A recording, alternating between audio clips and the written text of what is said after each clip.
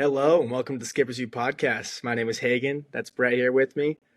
Last time we spoke to you guys, we did our World Series preview there. So kind of catching up here after the 5 games that we've gone through so far. Obviously, I don't think anyone could have expected what's happened so far. And I think the plan today is just kind of dive through game by game, kind of go over those for a little bit, and then kind of give our predictions here at the end on what we got going in the last going forward in the series. So let's just start right away with game one. I mean, right here, obviously it was all Blue Jays. They won 11-4 in this game.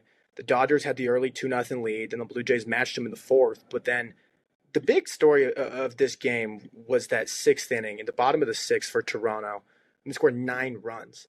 I mean, it happened in a hurry, too. I had a couple friends I was watching it with. They went outside for like 5 minutes, came back inside, and the game was completely turned upside down. Obviously, the grand slam by Addison Barger was the main highlight from there. But obviously, I believe the first 7 guys that inning for the Blue Jays all reached base. I mean, that was incredible from Toronto to see there. Obviously, getting past Blake Snell, too, that me and you both didn't think they were going to get to them that well. We thought it was going to be the bullpen they got to. And it was incredible to see what the Blue Jays did there that game. What were your thoughts on that, Brett? Yeah. I should have really we're gonna go game by game, but I should have really taken my own advice in our prediction episode. Like we were all over the Dodgers, both of us, and I said the Blue Jays can bang with anyone offensively, and for some reason my mind just shut it off that they couldn't do it against LA because of the starting pitching, and it's like, holy shit, I was wrong. Yeah, the Blue Jays went off hit parade game one. The things that we'll talk about with this is just like the Blue Jays. I feel like when they're winning by several runs in this series. So we'll talk more about their offensive explosion in the last 5 games. But game one, I think, really took a lot of people back and be like, oh wow, Toronto's here to play. And yeah, Barger's a dog. I traded for him in Dynasty this year. I was really happy about that. A lot of people were upset, but I traded away Andres Munoz and got back Barger and a pick. And I was like, I need a hitter. Barger looks like he's going to be a fantastic hitter for years to come. So kudos to Toronto. And the guy really hasn't stopped hitting all year. I mean, yeah, kudos to Toronto for even just getting it started. And it was awesome, too, just to see how loud the Rogers Center was. I mean, it's an incredible crowd they've had. Obviously, the Dodgers have had incredible crowds, too, but it's been a phenomenal World Series. And even after that, after the Dodgers lost 11-4, they showed out great the next game. And mainly in part because of Yoshinobu Yamamoto, who threw his second straight complete game of the postseason. He went 9 innings, 4 hits, 1 run, 8 strikeouts, no walks. It was pure dominance. It seemed like obviously the Dodgers only needed to get 2 runs with the Blue Jays losing 5-1. So Yamamoto, it was incredible to watch him deal there. I mean, when Yamamoto was on, he is one of my favorite pitchers to watch in baseball. Just from how he overlays that fastball and the splitter so well, how he can dot the outside fastball so well. I kind of compare him to DeGrom in the sense of a guy who can throw at high velos. Obviously, he's not going to hit 100 like DeGrom by any means, but he can throw at high velos and he can command it so well. I mean, Pitching Ninja posted a lot of good things on after that start he had, just showing like where the catcher's setting up and where the ball's actually ending up. It was pinpoint from Yamamoto that game. And obviously, the Dodgers offense woke up a little bit too. Shohei got a hit in there. Obviously, the home run from Will Smith was the big one. Max Muncy had a big home run, too, in that game. But it was incredible to see the Dodgers. I mean, they come back and tie the series 1-1. Yeah, and I'll point out that game. What I really did not like is Teoscar Hernandez having 4 strikeouts and 4 at-bats. Like, you're a veteran. This is your old team. You can't have a game like that. If you're striking out after 2, it doesn't matter what the sequence was. After 2 strikeouts, you got to be defensive at the plate and look for walks or do anything to not have 4 strikeouts in a World Series game against your old team. I didn't like that because if you've noticed with these Dodgers throughout the games, I don't mean to skip ahead, but each game it seems like there's one guy who's having multiple strikeouts for them. Like one of their bigger hitters, it's like, oh my goodness. And for this game, it was 4 for Hernandez. The next game, 4 for Will Smith. The next game, it was Shohei Ohtani not doing his job. He had 2 strikeouts and a walk. And then last night, game 5, Freddie Freeman struck out 3 times. So the Dodgers are just ultimately seeing inconsistency with their big players here at the bat. But yeah, I to top off game 2, Yamamoto, dude. Holy crap. He was insane. 9 innings in back-to-back playoff games, throwing complete games. That's utterly like unthinkable nowadays in Major League Baseball.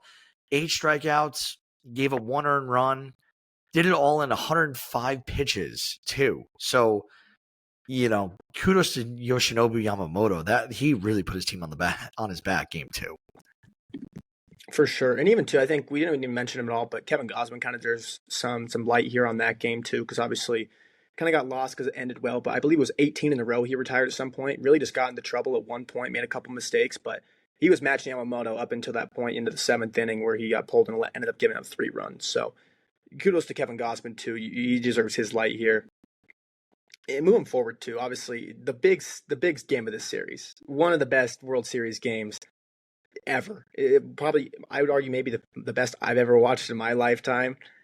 The 18-inning game on a 6-5 Dodgers win, Game 3. 18 innings. And they didn't score. I believe it was 12 innings in a row. There wasn't a run. It was Shohei Ohtani hit a home run to tie it up in the 7th.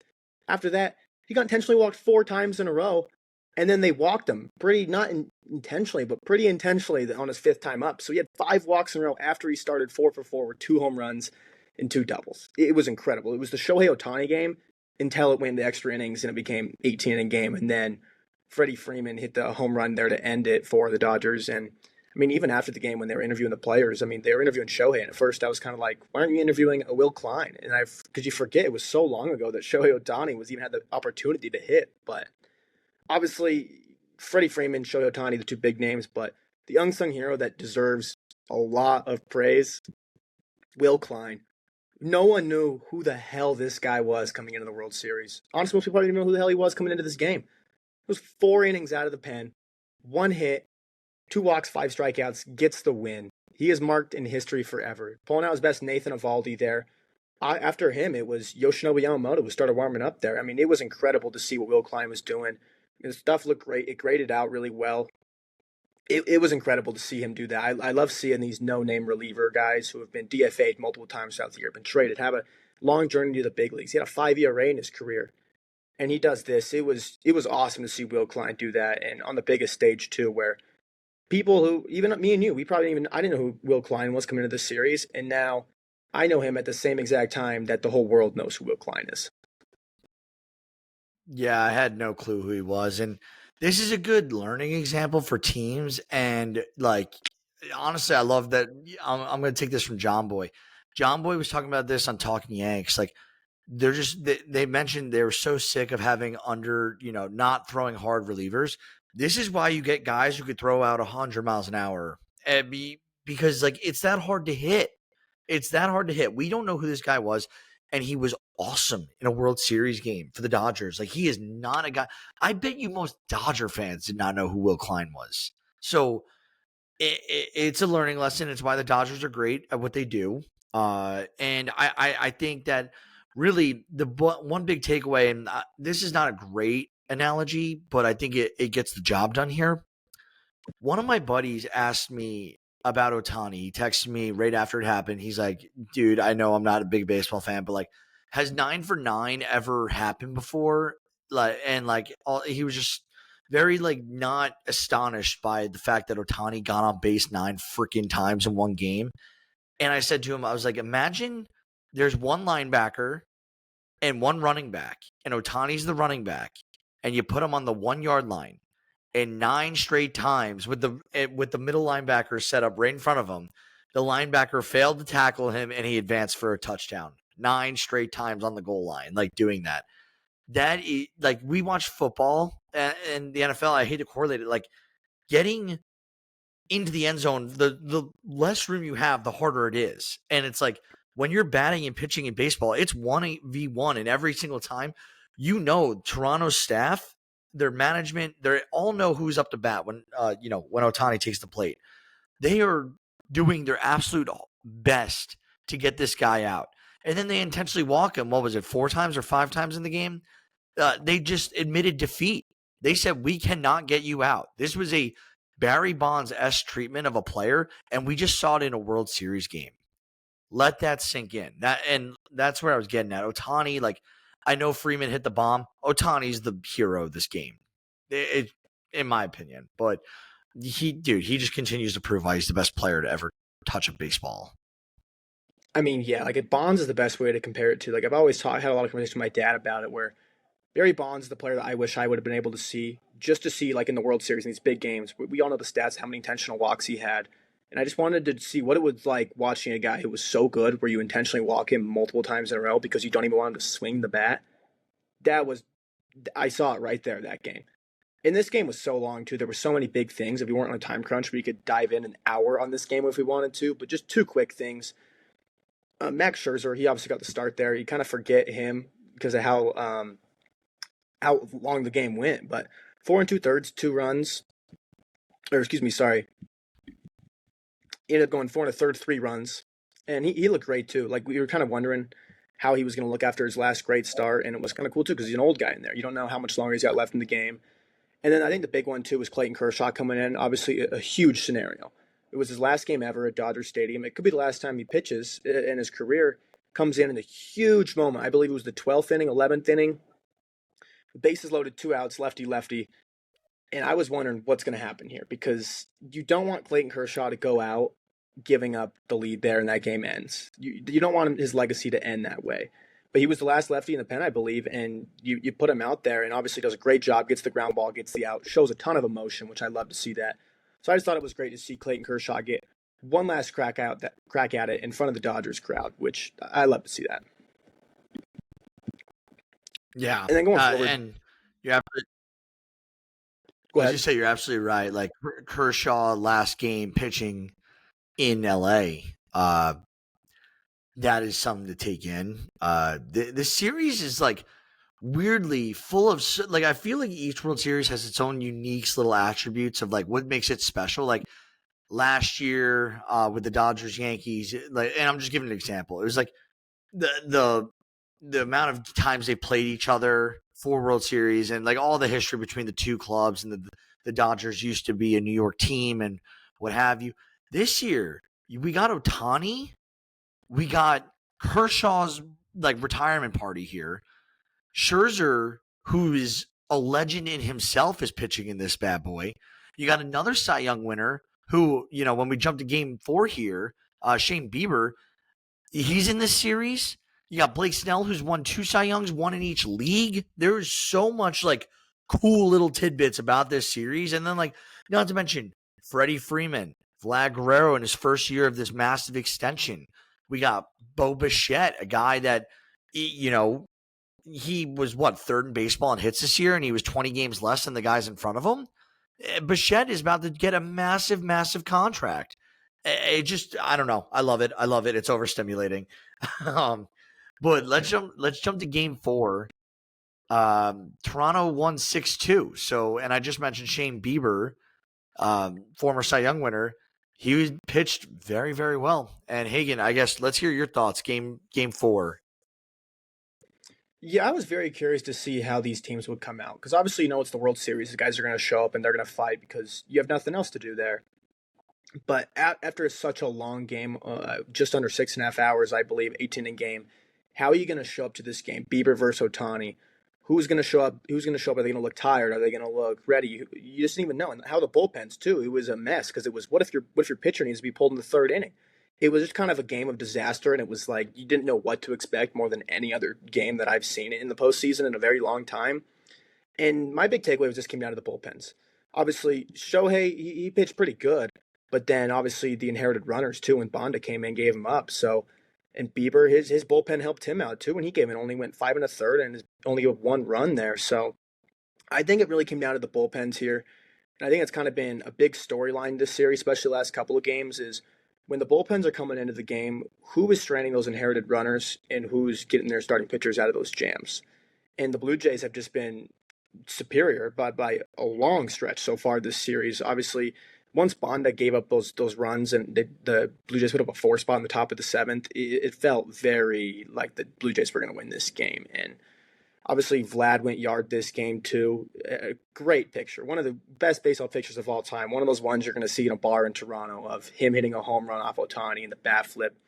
It was an awesome game here. And It was cool too to see Shohei pitch. Obviously, that mistake to Vlad that he had was just a hunk slider on a tee there. But besides that, he pitched very solid until he got into trouble there at the end. Unfortunately, his bullpen going to bail him out.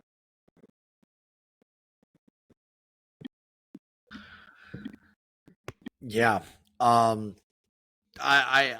This game was really the big shocker for me because not only like prediction wise, I was dead wrong. I said that I thought that the Dodgers would win in 5, and I thought Glasnow's start would be the loss for the Dodgers. And then game 4 happened where the Dodgers were up 2-1 going into the game, and Shane Bieber outdueled Shohei.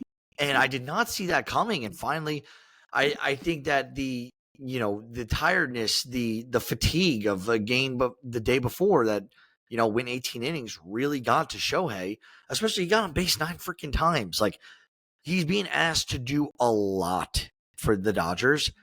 And I don't even think he pitched that miserably for a guy who got 9 on base 9 times the day prior. So that was like really the moment where I was like, oh God, Toronto's going to make this a series and they might even take it. Now it's tied 2-2.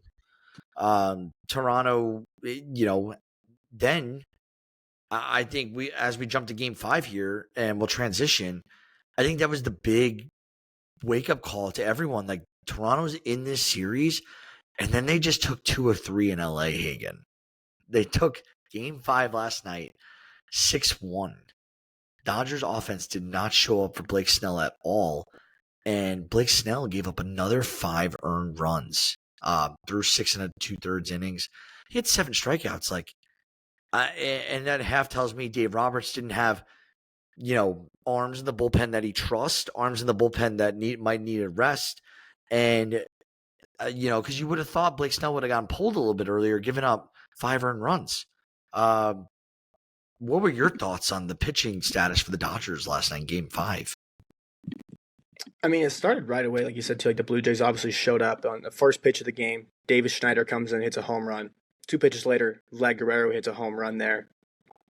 So it was just right from the beginning, because it was just weird seeing that was the first time in World Series history there was back-to-back home runs lead off the game, and it was just right away Dodgers were in a 2-0 hole, and that stadium got really quiet. And you just it was weird to see from Blake Snell, because this is not the same Blake Snell we saw throughout the rest of the postseason. In the last 2 World Series starts, he's been, for his standards, pretty bad. He's been pretty bad. I mean, the Blue Jays obviously showed up this game, and I think the big thing, too, was I know the Dodgers offense didn't show up well at all, but Trey Yesavage, you have to give this guy so much credit. Facing the best offense in baseball for the second time this series, making his 6th start in the postseason, or sorry, 4th start, I believe. First one on the road. It was incredible. He went 7 innings, 3 hits, 1 run, 12 strikeouts. I mean, this is one of the best pitching performances we've ever seen in the World Series. And this kid should be my grade in college. That was what's crazy to me. When I'm at home sipping a beer watching this guy pitch, I am like, this guy is doing this to Shohei Ohtani, Mookie Betts, Freddie Freeman, everybody on the Dodgers, and I'm sitting here watching this guy that's my same age. It was incredible to watch him. His command was amazing. I mean, he didn't even throw the fastball that much, but when he was dotting it, and it was setting up the splitter, the slider. It was incredible. I believe this is the most whiffs ever in a World Series game since they started tracking it in 2008, I believe. It was absolute dominance from Trey Yesavage. Then obviously Sir Anthony Dominguez comes in, got a little lucky on one. It was another mound visit, comes out after the first pitch of the splitter, middle to Ohtani, who crushed it.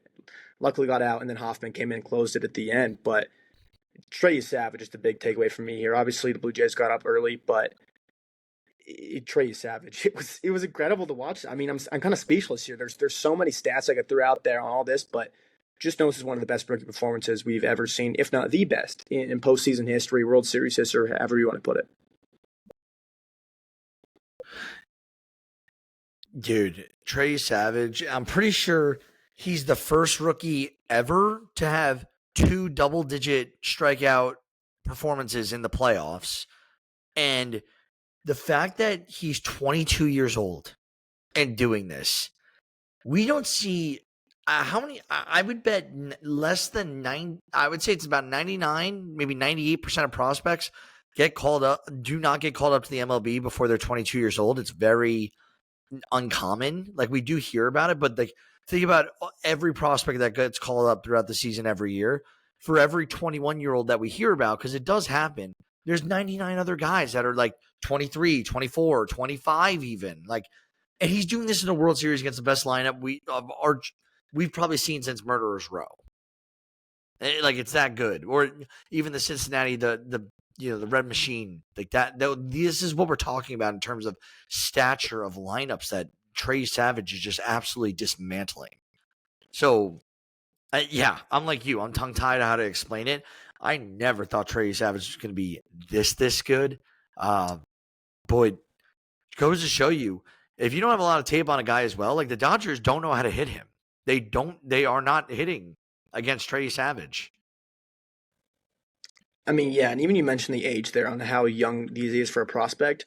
Not even just how young he is. I mean, he was a college guy who got drafted last year. This is his first professional baseball season. They obviously they highlighted it a ton on the broadcast. If you were all watching it, you know it already. Started in Single A, made his way to Double A, then Triple A, then the major leagues. He had 3 starts in the regular season this year for the Blue Jays. It was almost like they brought him up at the time. Everyone was kind of like, this guy, because of his arm angle and how different it is, he can be a bullpen weapon. Not this guy can be an ace for you in the postseason. It's incredible to see what he's doing here. And it's just, he talked about it a lot after. Like, everyone talked about it, like players. Bo Bichette talked about it after the game. And they said, what stands out to you about him in the clubhouse when you see him around for such a young age? You talk about just the maturity that he has at such a young age to go out there and dominate and be ultra confident in himself, especially against a team like the Dodgers. He wasn't shy at all. He was attacking the zone very well. And said he's quiet about it too. He's not one of these big cocky guys that's going out there like, oh, I'm this, I'm this. He went out there and he shows his cockiness there on the field. He shows it with how he pitches out there. And it's not in a cocky way that's disrespectful by any means. He just dominates. It's a treat to watch Trey Yesavage pitch.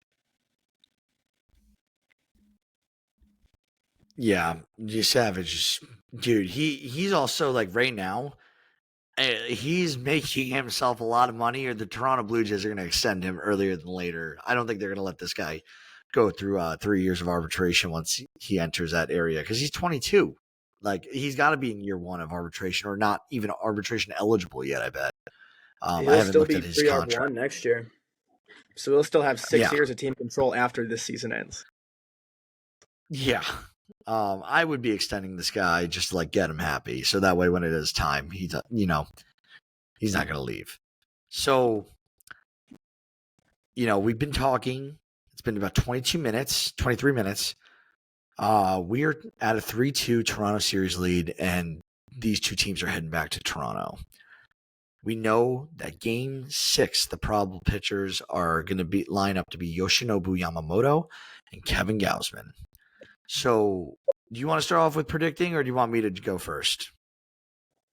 I'll start us off here. I mean, it's hard. It's hard to do this because obviously me and you both had the Dodgers in 5. I had Tommy Edman as my MVP, trying to get a little cute with it. He's hitting 143 with a 17 WRC plus, been pretty bad this series. So that hasn't gone well, but that doesn't mean we can't fix the prediction here.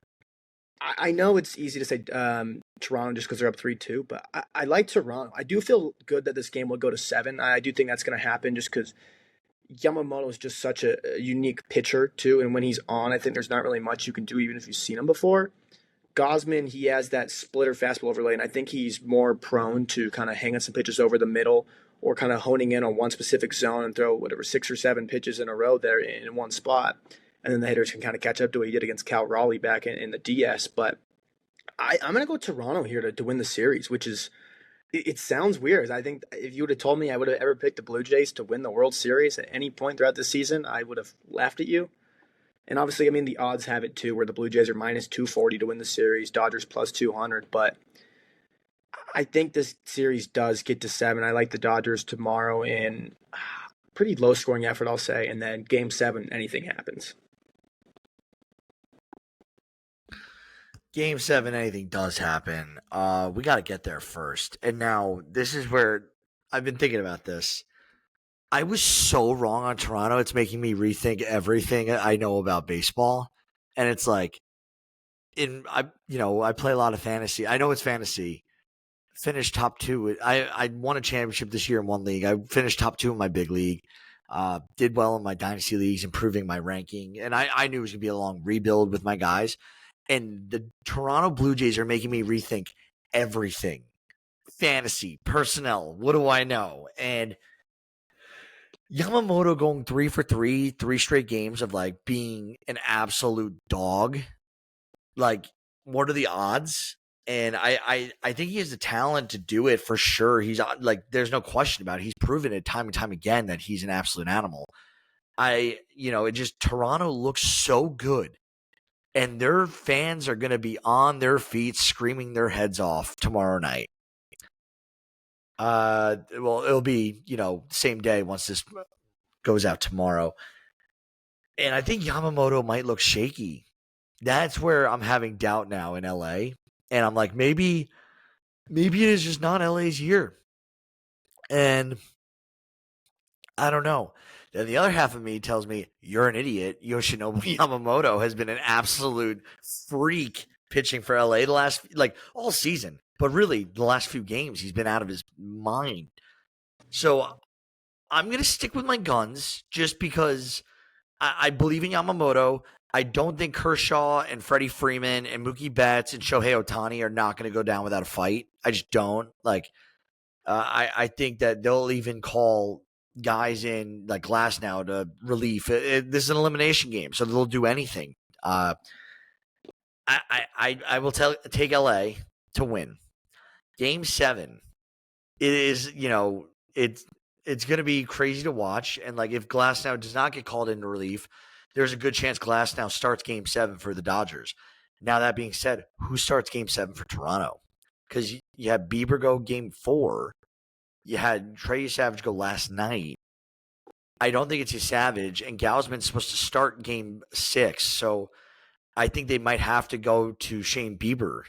And it would be Shane Bieber versus Glasnow for Game 7. And that's just a quick, looking at it. Who knows what the managers are going to actually roll with, but what do you think? Who do you like in that matchup, Glasnow or Bieber for a Game 7? I kind of like the Cy Young winner. I mean, like you said, too, we just kind of just looking forward on it now because obviously, like you said, it's an elimination game for the Dodgers. They're going to pitch anyone they need to, especially with that bullpen that's been atrocious for them this series. And the Blue Jays, too, I think are going to get we want to close the series out. We don't want to go to Game 7 if they have a lead, so they're going to, maybe if they bring Bieber in relief. But I wouldn't be surprised, too, if Max Scherzer gets the start in Game 7 because he has the more rest than Bieber. And I think no matter what happens there, if we do get to a Game 7, you're going to see some sort of a Bassett, a Scherzer, a Bieber, just any sort of that in there. And Louis Varland, who's one game away from making the record for most games pitched in the single postseason with 15, I believe. So guarantee you he's going to pitch at some point. And I still like Toronto in Game 7. I just feel more comfortable with that offense showing up because the Dodgers' offense has just been Mookie hasn't done anything. Freddie really hasn't done anything outside of that home run there. I mean, Shohei's at this point, he's just Shohei. You can't really factor him in too much because if the base is open, they're just walking him intentionally. So you can't really factor him in unless he gets in the spot where you have to pitch to him, which probably will come up knowing this sport well. But I just trust Toronto 1 through 9 in the lineup more, and I trust their bullpen more because this Dodgers bullpen has just been. I don't know what Dave Roberts goes to. I mean, you can't throw Roki out there in the 6th or 7th inning. You got to save him for the 9th. I know, obviously, time if it's the right time and throughout the lineup and stuff like that, you put him in when you need him there because you don't want the game to get out of hand. But besides Roki, who else do you like in this bullpen? There's not a single guy right now who you really kind of trust. Yeah, I think it's Dave Roberts' worst nightmare having to make a decision. At one point, it's crazy. When the season began, we looked at it oh, the decision will never be hard because he's just going to be up every game. And, they have so many relievers that someone will take over and they might have one guy have a bad night. But right now is the total inverse of what everyone thought this was going to be. This was not predicted to be a problem for Dave Roberts. And now we're at Game 6 of the World Series and it's a problem for Dave Roberts. It's finally come to a head that, maybe there were too many cooks in the kitchen and you have too many guys you want to go with, but aren't showing the right stuff at the right time. And it's like having a third or fourth quarterback on a fantasy football roster. I keep bringing this back to football, but I'm trying to make this problem sync with some people. This is it's a bothersome to have multiple quarterbacks sometimes because you don't know who to start. Sometimes you just need a closer and a couple setup guys, and then everyone else is like a multi-inning reliever, lefty, righty, and figured out what your team needs. But yeah, well, I'm so excited to watch this. We are definitely. I'm rooting for Toronto, even though my prediction was for LA. I want baseball, as I've been saying for the last few episodes, I want baseball to continue its streak of not having a repeat champion. So would love to see it. But that's it for me. I guess we'll tune back in after the World Series, cap off, and highlight the season. We'll talk about the end of the World Series. Then Hagen and I, offline, we're going to talk a little bit going into the off season, but we should have a more regular cadence in the off season once a week, and we'll bring different episodes about rankings for next year. Old time baseball. We'll talk about debates and stuff. Outside of that, though, I'm all good. Hagen, you got anything else you want to talk about before we jump off? Two quick things. Just again, shout out Will Klein. Just incredible to see that. I love my no-name relievers. If you know me, you know I love my unknown relievers. And second, just a cool thing to end it off on, I think, is it's the first time in Major League Baseball history that the season started outside of the country and it's going to end outside of the country with the Dodgers playing in Tokyo to start the season. And ironically enough, it's the Dodgers in both of them. And then the Dodgers and Blue Jays in the World Series is going to end in Canada. So I think it's kind of a pretty cool thing to kind of show where we're at with baseball as a sport here. Obviously, the Dodgers and Blue Jays too. You didn't really think about that being a huge World Series, obviously here in America. But then, I mean, just looking at the numbers, obviously they said that the first two games of the series they averaged 30 million viewers across the world because you factor in the Dodgers with the Japanese market that they bring in, and the Blue Jays bringing in a whole country as well. So you almost have two whole other countries that are all invested on one team here on each side, and then you have America as well. So it's been incredible to see this where the sport's at, and just it shows how baseball is growing right now, which I really love to see. Yeah. Well said. All right. Well, that's it from us. Thanks again for listening. Bye.